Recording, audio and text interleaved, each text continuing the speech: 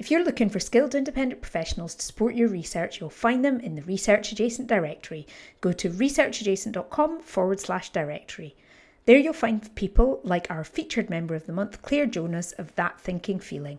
Over to you, Claire. What do you get if you cross an academic psychologist with a research communicator? Me. I'm Claire Jonas. I offer workshops which support researchers to develop knowledge and practical skills in 3 overlapping areas: research communication and engagement, taking care of ourselves and each other, and career skills for academia and beyond. They're based on my professional background working in academia and at research funders, evidence from psychology and related fields, and my genuine joy in empowering others to learn new things. They also contain a lot of dad jokes. Sound like something your researchers could use? Get in touch with me at the link in the show notes. Because artists are also researchers. They also experiment, they reflect, they're curious about the world around them. Historically, there can be feelings of extraction, and I've heard it from both sides of the fence, where artists have felt stripped for their ideas and also academics who have been stripped for their research. AI doesn't really ask questions so much. Like, it can be trained to ask questions, but it doesn't have that hunger for the unknowable that people have. And I think that is where artists can give real soul to all kinds of practice. I do think if you focus on the people and the process, the product will look after itself. Hello there, I'm Sarah McCluskey, and this is Research Adjacent. Each episode, I talk to amazing research adjacent professionals about what they do and why it makes a difference.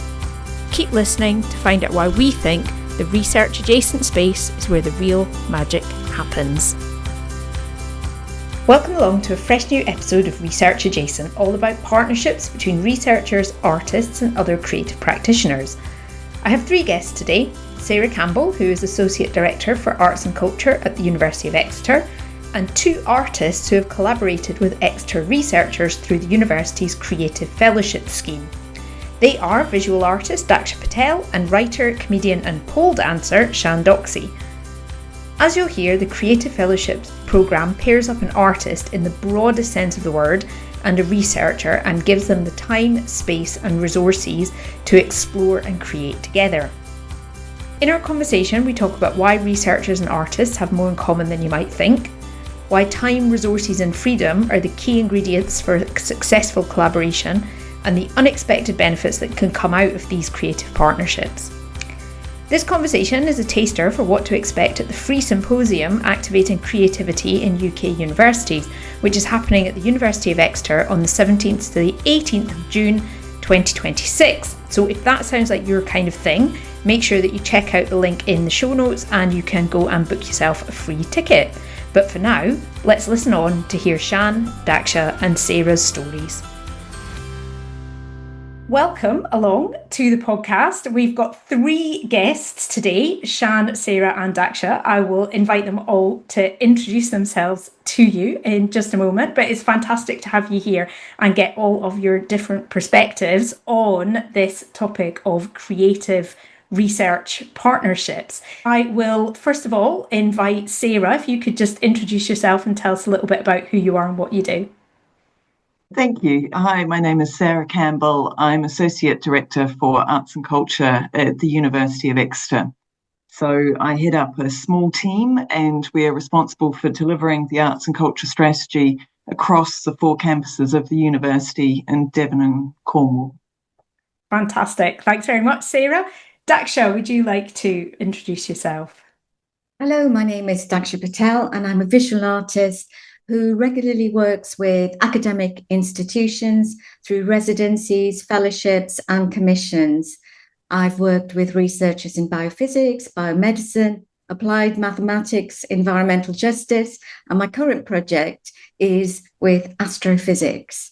I work across a wide range of media, moving between analog and digital methods. So I draw with pencils, I make ceramic pieces, but also increasingly working with digital technologies to make experimental films in response to research. Fantastic. That's quite a collection, Daksha. I'm really looking forward to hearing about that. Thank you. And Sian, tell us about yourself. Hi everyone, thanks for having me on the show. My name's Sian Docksey. I'm a multidisciplinary artist, mainly known for combining pole dancing with comedy. My biggest claim to fame is that I was the pole dancing seagull on Britain's Got Talent, which makes it hard to say if things are going very badly or very well. So yeah, I do a mix of stuff. At the moment, my main practice is writing. I'm trying to write a book about pole dancing and mental health because I've ended up, not really by choice, but it became very relevant to a lot of the projects I was exploring in collaboration with Exeter as well. I think a lot about resilience in the creative industries for individuals and organizations. So the book I'm trying to write is about how pole dancing is a really interesting environment to explore ideas about feminism, resilience, economics, inequality, well-being, etc. And I got involved with arts and culture, University of Exeter, through a creative fellowship in the dark days of lockdown, which was a shining light in a horrible well of despair. And yeah, have had some just incredibly positive experiences of collaboration since then. So very stoked to discuss. Excellent. Fantastic. Again, lots to talk about there. I feel like we might need to get a video. Does it exist, the video of you as the pole dancing seagull? Oh boy, does it exist. Excellent. We shall see if we can get that and put it in the show notes. Brilliant. So both Sian and Daksha, you have both collaborated with researchers at the University of Exeter. Sarah, you're the champion for arts and culture at the University of Exeter. Could you tell us a bit about why this is something that the university considers so important? Yeah, sure. It is creativity and creative processes are things that are fundamental across all disciplines. And it's a subject that I've been really interested in for a long time. I was previously working in museum and gallery education, so working in different galleries across the UK, working with visual arts and design. And I have a real passion for bringing people together and how people come together.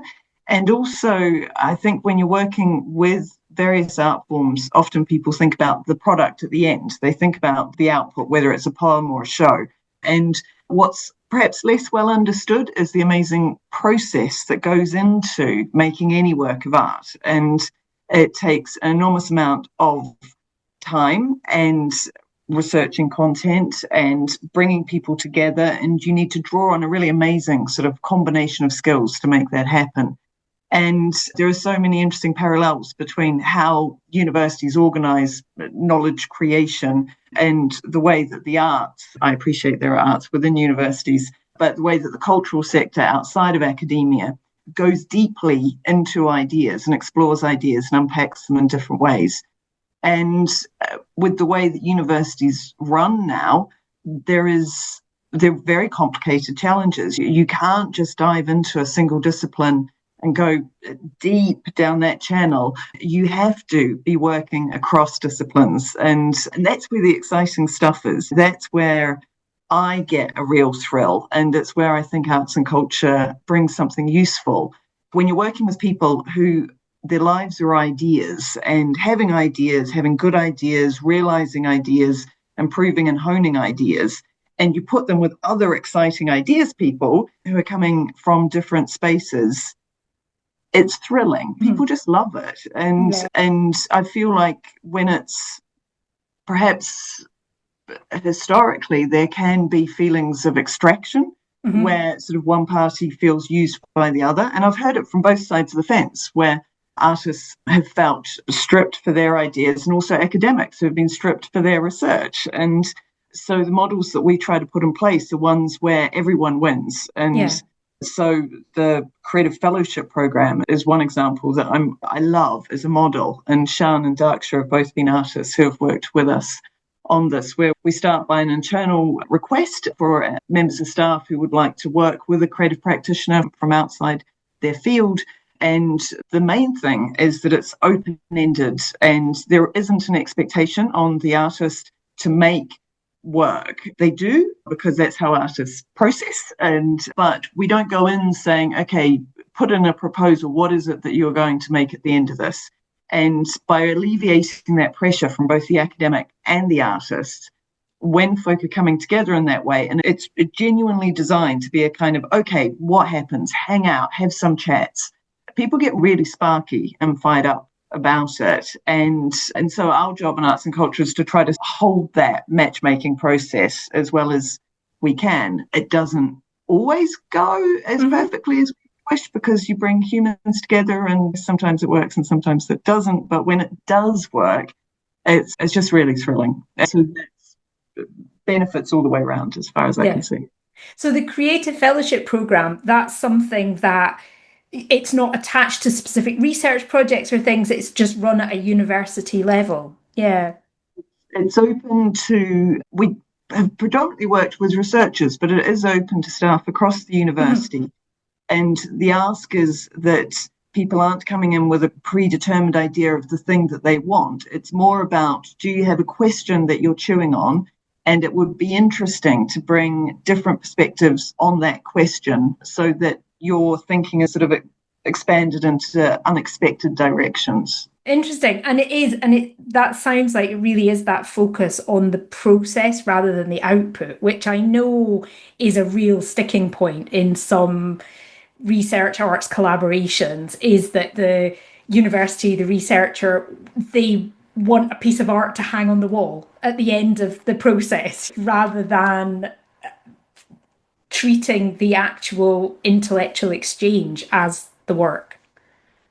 I think that it comes back to that problem of, if you haven't worked in these environments, your sort of understanding of art is only from ever having seen the product. And it's shifted enormously. The cliche is, I've had a huge amount of money to do this research project. I have £500 left and I would like an exhibition and a whatever from an artist. And all of the sort of the timescales and the expectations are all out of alignment. And if you're thinking about the product, then your head jumps there. But if you think about the process, okay, if you've been doing a research project for 3 years, there are many ways throughout that process that it would be exciting and interesting to challenge, okay, how could we come at this a different way? And I particularly like when anything is, as most research questions are, when anything is complicated. Actually, Daksha used these lovely phrases in her project, wicked, sticky problems, things that are not, you can't just land on one side of the fence or the other. And so that's super helpful to get the arts into those spaces, because the arts can hold that complexity in a really interesting way, I think, that is appreciated in a research space too. Yeah. Oh, fantastic. Thank you. I think probably a nice point then to come to Daksha and hear about some of the projects that you've been involved with. So I just wanted to come back to what Sarah just mentioned about, that sticky wicket, that ambiguity. I think that what's valuable about bringing creative methods, processes into sort of academic institutions, because artists are also researchers, they also experiment, they reflect, they're curious about the world around them. But particularly if I think about the scientific context I work with, artistic research is non-linear, it's not systematic, it doesn't follow strict protocols, it often creates its own methods, which are unique to each project. And rather than generate like new knowledge through facts, I think artistic practice often generates new perspectives or different ways of thinking about, imagining a subject, and starting different conversations. Also, creative methods often prioritize subjective experience, the emotions, the senses, rather than abstract theory.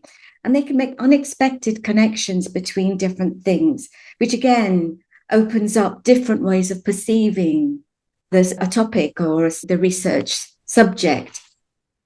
Yeah. And artists are really comfortable with ambiguity and not knowing. They can remain in not knowing, and they often value it as a process, which might seem a strange thing to say in relation to research, but the ability to remain with ambiguity and the unknown is the first step of all research.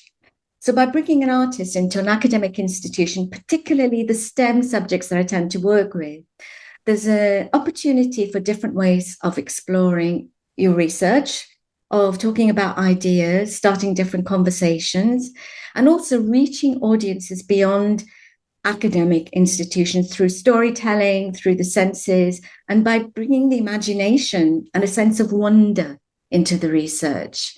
I think that's really important. But I didn't answer your question, did I? No, that's okay. That's okay, but that's really useful stuff. I love the fact, so a couple of things there that I just wanted to pick up on that you mentioned that I talk about a lot when I'm talking about communications of research.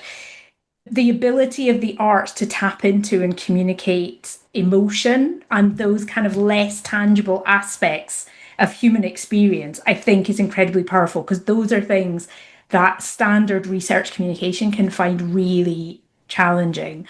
And also that the not knowing, and again, that is something that for academics, I know some academics find that a really difficult place to sit in and to acknowledge the things that they don't know. So the fact that an arts project, that an artistic process can help to hold those things, I think is fantastic. But yeah, you were going to tell us then about tell us about the creative fellowship that you did with Exeter, first of all.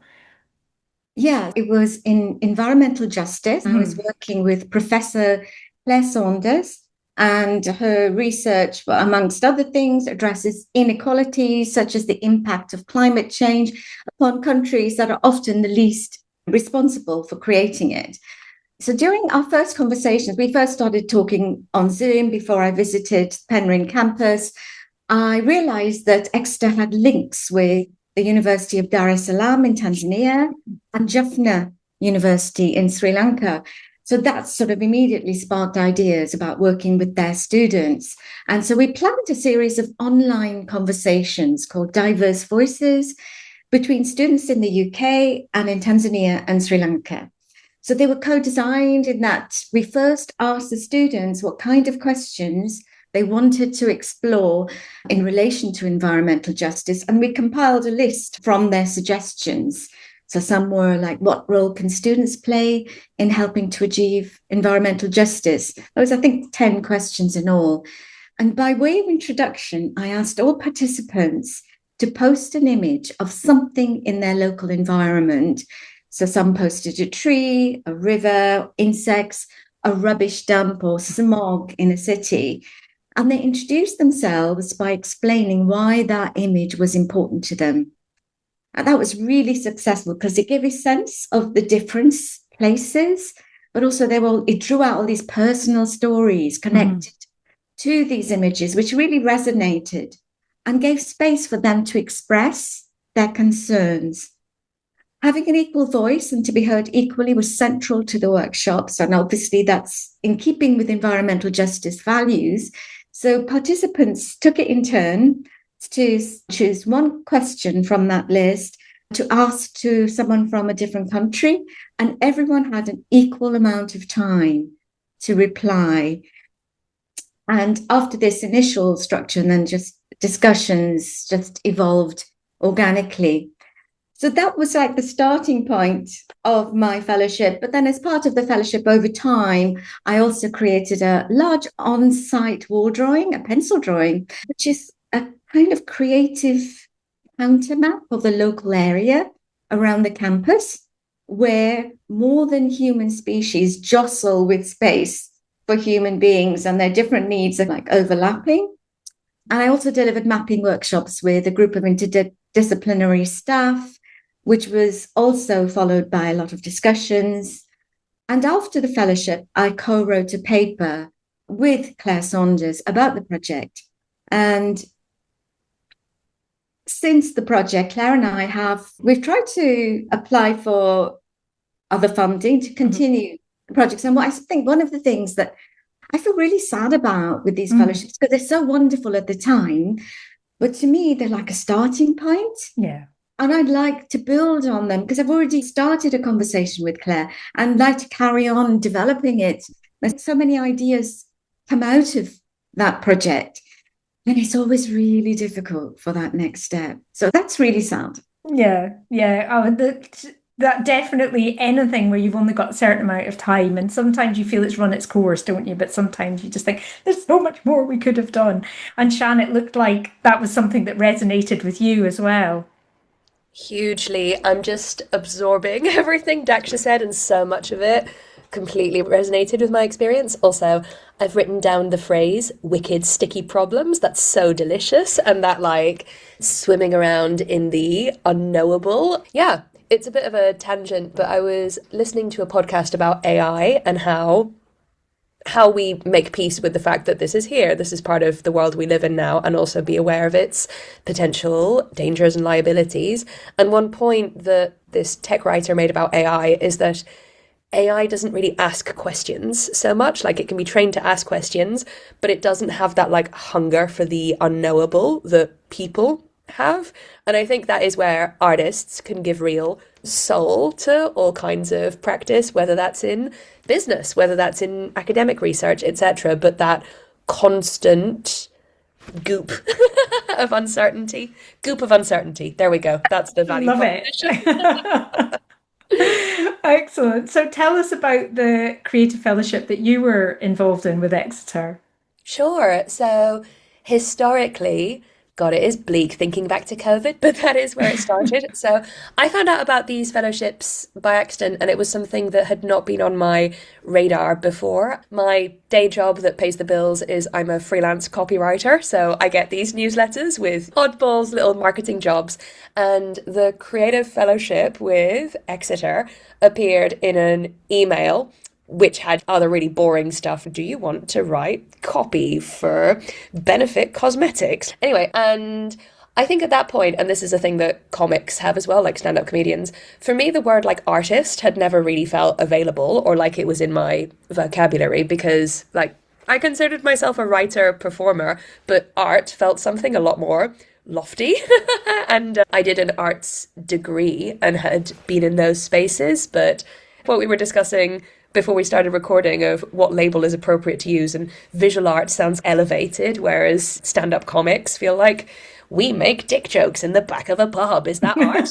Yes. But yeah, so I found out about this creative fellowship having no real previous connection to this area. And then the sort of interview process felt like a kind of academic speed dating. Dr. Ina Linga, who's now one of my closest friends, was the academic host with University of Exeter, and her research is on concepts of nature and sexuality. So she's an expert in like 20th century German literature about social mores and concepts of like identity and sexuality in animals in a lot of literature. And we just clicked, to be honest. And I was doing all of this like weird experimental comedy. Like my first show was about turning myself into a lemon, which was, if you want to make it a bit more lofty, it was really about like identity, gender and sexuality. I just wanted to dress in yellow and make lemons, get naked and make a porno in the back of a pub.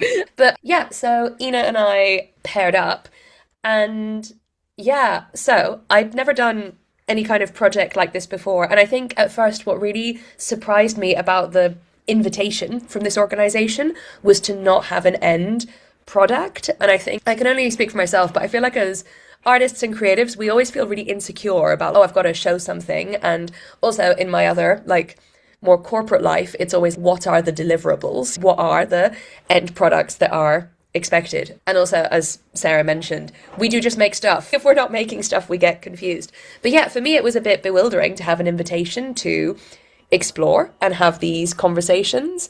And also both me and Ina, I think, have survived in the like academic environment for Ina and in the like arts and marketing environment for me by just being very dogged about, no, we're going to make a thing and it's going to be good. So we really gelled on that point. I was exploring Ina's research into nature and sexuality in using my own practice as a response. And my practice at that time was running chaotic comedy cabaret gigs. So we made those. And because we were in the depths of lockdown, oh my God, and we were just like, it sometimes gives me a little bit of incredibly light PTSD being on like this as well. Just, oh my God, remember when we all just lived on Zoom and talked into the void, and that was the essential human contact we could access. Yeah, we basically mirrored what a lot of people in the comedy scene were doing at the time, which was figuring out how you could put gigs online and create a social environment and keep working while we all lived in our pods of sadness during the plague. So Ina and I created what we called the Sex and Nature Salon, which was an online kind of comedy cabaret social. And what was lush was being able to just explore what that could feel like, not have the pressure to deliver like a polished gig, but go, right, what happens if we host a couple of acts, but then go off into breakout rooms and do an activity or kind of open things up to more like a chat, so we created a bunch of sessions, which like, honestly, it was nice to have something to do because it was so miserable. And I had the thing of, because a lot of my work as like a performer, but also like an events organizer had completely dissolved with COVID. It really was just like, okay, what can we do? And also like genuinely the funding was like life-changing for me, and to be able to offer artists a like non-insulting fee to perform and do their like 10 to 15 minute comedy set and do some hosting it felt like, oh my god, good, there's something happening. Since then, me and Ina have continued to work together. Something I wanted to make sure I mention is from the very beginning of the collaboration, I think what I felt that I didn't expect was this weird sense of relief that I was like, oh my God, in academia, people are spending whole careers like researching what I feel are just disparate, weird interests around the sides. So yeah, I mean, Ina's research is relevant to things I find really interesting, like concepts of like desirability in nature, or what is quote unquote natural versus what is maybe like queer or artificial. And I feel like so many of the stand-up comedians I know, or like cabaret acts, whatever, all of their art and maybe autobiographical writing like touches on this. And just the ability within the like salon project that we created, which we wanted to make kind of like a sort of structured hangout, like it was a show and it was a gig, but we wanted authentic connections to form. And the thing that gives me real joy is when I hear about people who maybe connected with each other through these projects, who then went on to have a Zoom coffee or made a project together, kind of these things creating connections that then go on in the real world. Honestly, yeah, I used to be a publicist, so honestly, I'm just happy when that happens. Yay! People have spontaneously gone on to make cool stuff together. Very happy that we facilitated this in some way. But yeah, I think for me, there was a kind of weird sense of relief of, oh my God, it's not just me. There's like people who are, just really going all in on these ideas. And as Daksha expressed a lot better than me, artists are researchers as well. Like a lot of comedians are real nerds as well. Like we basically just want to talk uninterrupted about our incredibly focused interest for a long time. And it was very cool to start seeing those connections. Also, a lot of academics are performers and artists as well. Like many people have a very integrated like creative practice as well as a research practice. So it's all kind of like soupy. But yeah, I think just to wrap, things that for me came out of the process of doing this creative fellowship with Arts and Culture, University of Exeter, and then I went on to do an artist residency with Ina and a bit more of an expanded team on similar subjects. The research is called Queer Natures. It was rad. It's one of the most positive experiences I've ever had, and I genuinely wish that every artist could like access that kind of experience because it was so like enriching and cool for me. And yeah, it was alien to me to not have to create deliverables, but see those conversations and that dialogue and like the process of creating in and of itself as inherently valuable. And the weird irony of that is that sometimes you end up making better finished things. That pressure isn't there. It looked like, Daksha, you were nodding along there when Sian was talking about how sometimes when the pressure's off, you actually feel like you can get better outcomes. Yeah, that's definitely the case, because you start through your artistic process, you start messing around with materials and just asking, what if I did this? For instance, I was asked to run some workshops at King's College with their language students. And at first I was language. Where do I start with this? And I started with just materials and developed something which was very much about embodied learning. So if you're learning languages, it's often desk-based, sitting in front of a screen, often just You're very much with a tutor in front, students sitting back, that kind of very rigid structure. So I thought, how can we turn that on its head? So one of the first questions I asked myself was, where does language experienced in the body? We think of speech as located in the larynx or in the lungs or maybe in the brains. But I was wondering if certain words can trigger sensations in other parts of the body. So I asked students, which words? And they were working with 3 or 4 different languages, got them to identify these words, quite emotive, powerful words, love, hate, fear, and also sensations, cold, and got them to say them out loud and with their eyes closed. And at one point, I had these huge sheets of paper. Students lay down on top of them, and somebody drew an outline of their body. And then we pinned those on the walls, and then saying those words out loud, drawing words rather than writing them. We're using crumbly pastels that made a mess everywhere, and they could choose their colors, draw them into where in the body that word you feel. So activities like that really opened up language between the students and opened up discussions. We asked them to think of phrases in certain languages which you can't translate, are not readily translatable into other languages. And out of those phrases, there was a word, I forget what it was called, it was German, but it was basically one word that explained when you have the house to yourself, when your parents have gone out, and when you're a young person, you've got the house to yourself, the freedom. And so then we talked about the social, cultural contexts of those words. And so it opened up language into a much bigger thing. Yeah, it's clear that it's so much about the people and the process and the way both of you have talked about it, much more than what comes out of it in the end.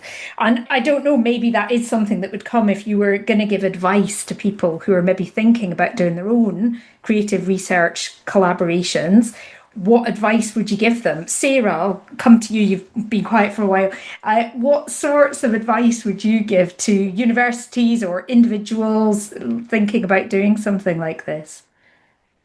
Yeah, it's really, this is my job, right? I get to listen to interesting people doing interesting things. I think that point about I do think if you focus on the people and the process, the product will look after itself. There is obviously some worlds where you do need to be thinking about, okay, how's it all going to come together?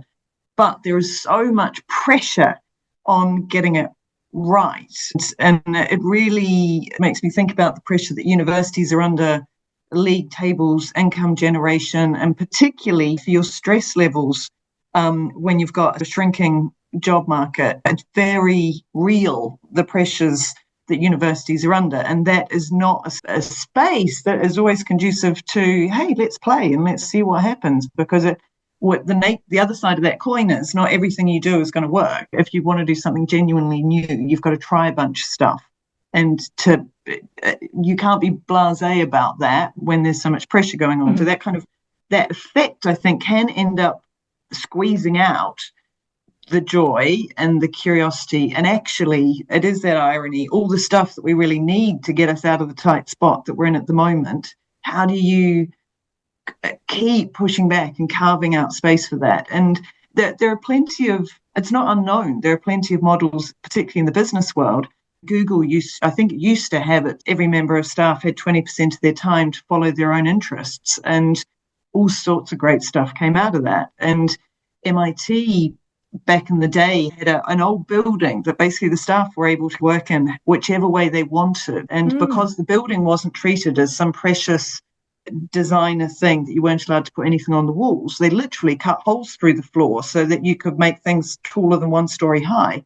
And all sorts of great innovations came out of that. And it's so important. And it can feel perhaps high risk, but I think it's much higher risk to not allow for that and not to encourage that, because you're blocking off a really essential route to new thinking and new ways of working and new ideas. And you've got so much talent in universities and in the cultural sector. And I'm a keen fan of the sort of gardening metaphor. You got to plant a whole bunch of seeds and allow some space, and good stuff will come. Yeah, see which ones grow, see which ones take root. Yeah. Daksha, what are your thoughts on advice that you would give for somebody thinking about doing something like this? So I think Arts and Culture in Exeter is already doing this, and it was fantastic to be part of the fellowship. But I think not everyone does, and I've had to negotiate my way around some residencies. So it's really important to keep things open-ended so that the project evolves organically and is not highly structured. Often they're very short, discrete, with lots of structure. We want you to deliver this, and we want you to do a blog and to do workshops, we want you to do this. And it's too structured. Build in lots of time for the artist and the academic researcher to meet together, ideally in real life and outside of the research institution, if possible. So doing field work together or visit the artist studio. It's really important where you are when you have those conversations as well. If academics have no prior experience of working with artists, it's really important to ensure that they understand that the artist's role is not to illustrate an aspect of their research. It's surprising how often they do think that's the role. Yeah, I've definitely seen that. Yeah. And also that the funding shouldn't be directly linked to a specific aspect of research, because that puts so much pressure on both of them. So the funding is really crucial. And for the artist, spend time understanding the research that's going on in the institution, but don't be afraid to ask questions and question assumptions and think outside of their parameters. Take creative risks, explore new methods. And if you can, I try and do this if I can in science institutions, make use of their technologies and materials through your own way. So an artist would use a scanner very differently to a scientist. They don't often allow you to get your hands on them. But if they do, play with it. Yes. And trust in your practice. Hold on to it. Because actually you're often the sole person in this institution, which has its own hierarchies, its own protocols, its ways of doing things. It's actually quite a vulnerable position. Hold on to your identity. Excellent advice there, Daksha. And if anybody's got a scanner that they would let you have a go on, I'm sure they can give you a call. Sian, do you have anything that you would add to that?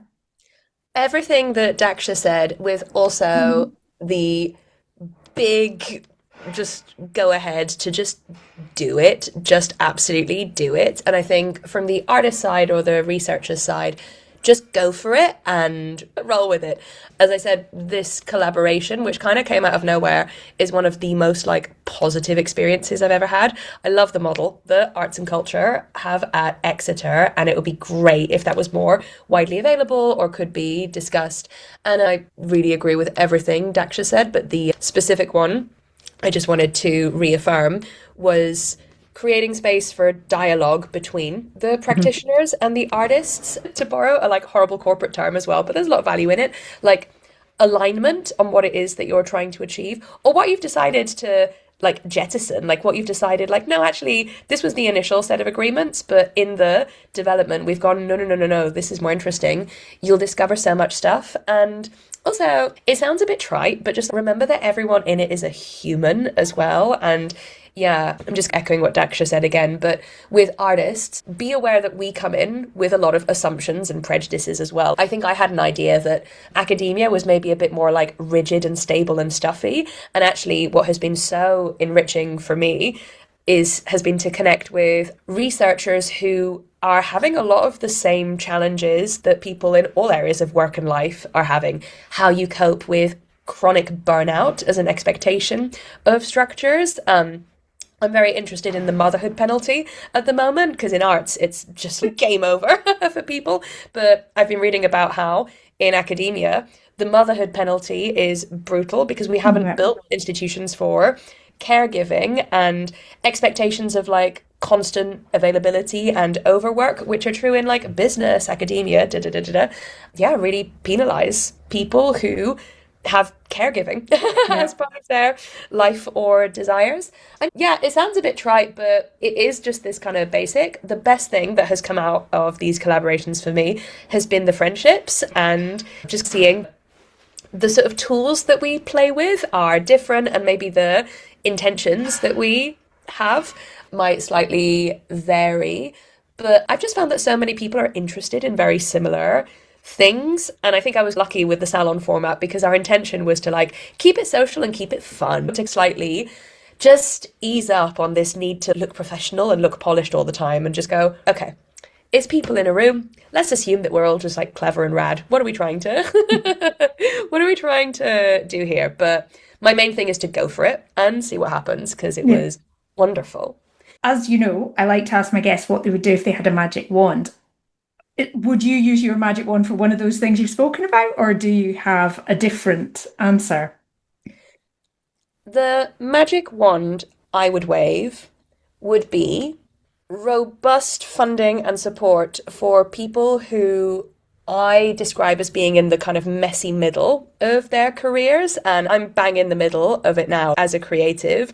I'm in this sort of mid space where, in terms of my creative practice, there's too much happening to not do this for the foreseeable and as a quote unquote job, but not quite enough that it really works. And that's partly in terms of finance, partly in terms of security. And yeah, it's a weird one because you feel like you've earned your stripes in a way that, like, you know, I've made a short film, I've done a bunch of shows, I've had all these things, but they don't quite translate into enough like income or just a structure to do this as a main thing. I have to hold down another like at least part-time or full-time job or a few, which artists have done for generations. This is not a new problem.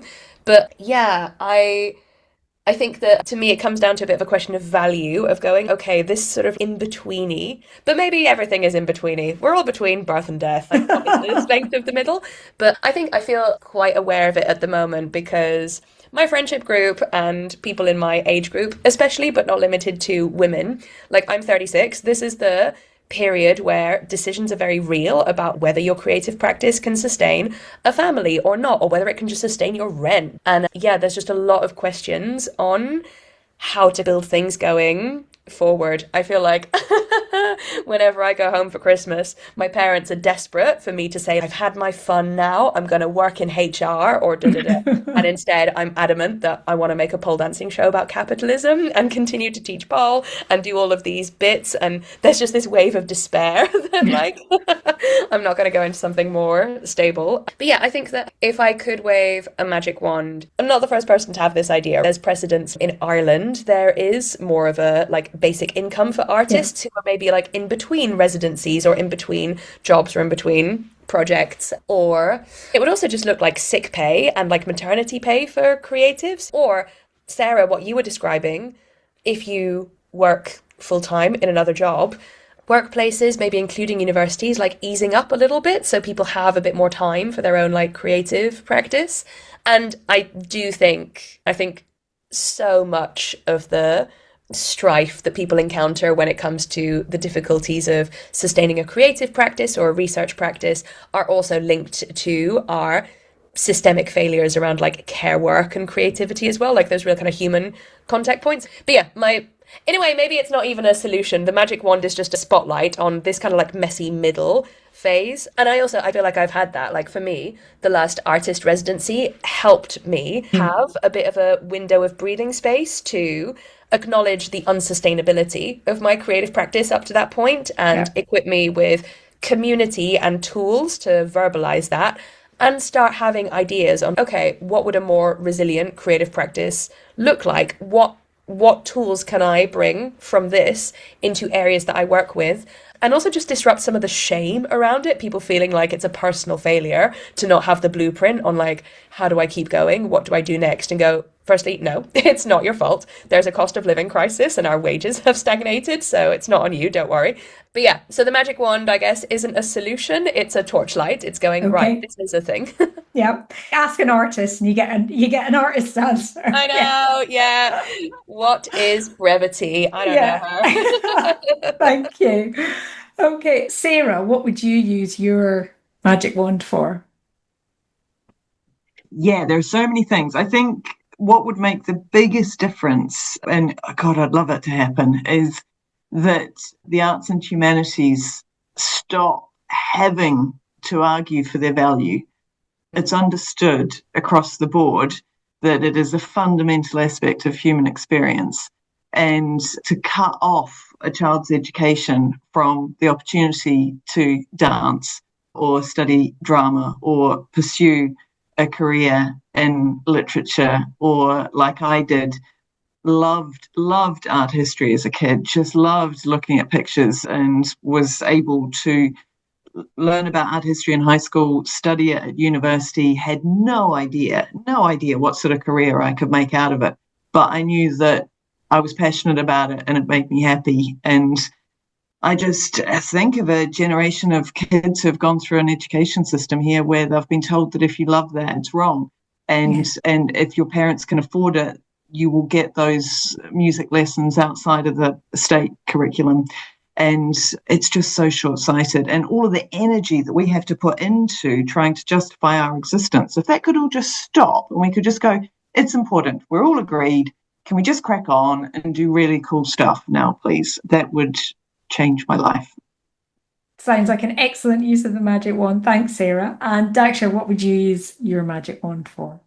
Actually, to build on what Sarah said, this idea, academic institutions have they have to justify the research that's going on in a particular way that in some ways can put researchers into straitjackets where it's very difficult for them to be creative. So if we could radically change how academic institutions worked so that there was a real value upon creativity within them, within how the researchers themselves do their work, that would be amazing, because then you would then be bringing in artists to explore those methods. But I can't see that happening. But the key thing at the moment for me is time. The residencies are far too short. I think 1 to 2 years should be normal. And it's not just for artists. What I see when I go into institutions is how time limited the academics are. Yeah. How much pressure they're under. They're literally running from one meeting to another. And it's very hard to be creative or think outside strict parameters when you're under that kind of pressure. So for them to have that freedom as well, to be able to engage with artists. Sounds like an excellent plan. We should think about wrapping up our conversation now. The reason that this conversation all came about was through some conversations about an event you've got coming up at the University of Exeter. Sarah, I don't know if you want to tell us a little bit more about that event and how people can find out more if they're interested. Yeah, thank you. Two of my amazing colleagues, Annie, Programme Manager for Arts and Culture in Cornwall, and Naomi Glanville, who's our Arts and Culture Coordinator, have been working together to create a 2-day event on the 17th and 18th of June called Activating Creativity. And it's an opportunity for colleagues and peers in other universities who do this kind of work, who do that sort of exciting, how you bridge university life and cultural sector. And there are lots of different ways of doing it. And it's a pressurized time, and post-COVID, everything's moving, right? So how can we come together, learn from each other, and just get a sense of what's going on collectively as a sector ourselves? What are we up to? Because I always enjoy going to conferences and symposia like that, where you go, it's not just me. So I think what Sian was saying earlier is, it's so reassuring to know that we're all in the same boat, or I love how they're doing that. I can really learn from that, and I can try a bit of this over here. So we're wanting it to be energizing, inspiring, supportive, and spend time together. We'd love to see you if people can come along. Excellent. We'll put that link in the show notes and people can go and check that out if they're interested. Daksha, do you have a website or a social media profile you would encourage people to go to if they want to find out more about your work? Oh, yeah. I'm on Instagram at Daksha9art, and I've got a website, which is dakshapatel.co.uk. Excellent. People can go and check that out. And Sian, where could people find out more about your work? So on the gram, I'm on Instagram at Sian Docksey, where you can also come take a pole dancing class with me if you are in London. I also have a Patreon. It's patreon.com/Sian Docksey, where every Sunday I host a writers meeting, open to creatives of all flavours. It's basically a way of putting writing time in the diary. So we have a little chat, do some writing together, and then meet to talk about how everything's going. I have a website, siandocksey.com, and the place I think I'm most active at the moment is my Substack newsletter, substack.com/Sian Docksey. So choose your avatar, whatever social platform is easiest. We will get all of those links and put them in the show notes. So it just made to say thank you so much, all of you, for coming along. And I'm sure when I say about putting things in the show notes, I'm going to go and find lots of nice pictures and videos and things like that as well, so people can find out more about what you do. So thank you so much for sharing your story. Thank you, Sarah. Yeah, thank you. Thanks for listening to Research Adjacent. If you're listening in a podcast app, please check you're subscribed and then use the links in the episode description to find full show notes and to follow the podcast on LinkedIn or Instagram. You can also find all the links and other episodes at www.researchadjacent.com. Research Adjacent is presented and produced by Sarah McCluskey, and the theme music is by Lemon Music Studios on Pixabay. And you, yes you, get a big gold star for listening right to the end. See you next time. Are you still there? If so, I'm guessing you've either got your hands full or you have been really loving the conversation. And I love helping people to have conversations. Specifically, I organise, facilitate and train people to run events, workshops and meetings that get people talking about research. If this sounds like something you need help with, then get in touch. Pop over to sarahmccluskey.com or click the link in the show notes.